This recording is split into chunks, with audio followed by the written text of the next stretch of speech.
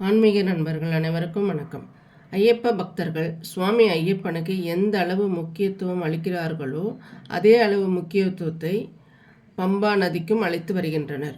இன்னும் சொல்ல போனால் சபரிமலைக்கு கூடுதல் பெருமை சேர்ப்பது இந்த பம்பா நதிதான். இமயத்தில் தோன்றி காசி நகரத்தின் வழியாக பாயும் கங்கை நதிக்கு ஒப்பாக பக்தர்களின் பாவங்களை போக்கும் புண்ணிய நதியாக இந்த பம்பா நதி விளங்குகிறது. தென்கங்கை, தட்சிண கங்கை என்று அழைக்கப்படும் பம்பா நதியின் கரையோரத்தில்தான் சாஸ்தா சுவாமி ஐயப்பன் குழந்தை வடிவில் அவதரித்தார் என்று ஐயப்பனின் வரலாறு சொல்கிறது. சீதாதேவியை ராவணன் கடத்தி கொண்டு போன பிறகு ஸ்ரீராமனும் லக்ஷ்மணனும் சீதாதேவியை தேடி தென்னகம் முழுவதும் காடு மலை என்று சுற்றி அலைந்தனர். அப்பொழுது மேற்கு தொடர்ச்சி மலையில் மதங்க முனிவரின் குடில் அவர்கள் கண்களில் தென்பட அங்கு சென்றனர். அந்த நேரத்தில் முனிவர் குடிலில் இல்லை. சிவாலயங்களை தரிசிப்பதற்காக தீர்த்த யாத்திரை சென்றிருந்தார்.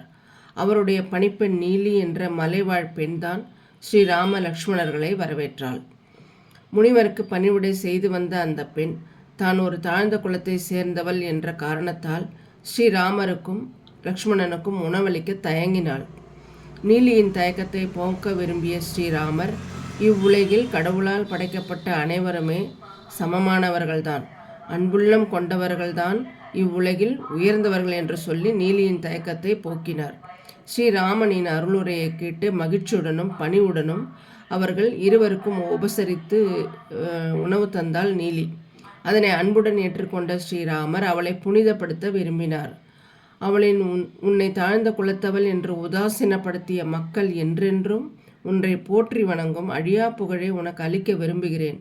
உனக்கு என்ன வரம் வேண்டும் கேள் என்று அன்புடன் கூறினார் ஸ்ரீராமர். அதற்கு நீலி, எனக்கு மோட்சம் அளித்து இனிமேல் பிறப்பெடுக்காத நிலை வேண்டும் என்று கண்ணீர் மல்க கேட்டாள்.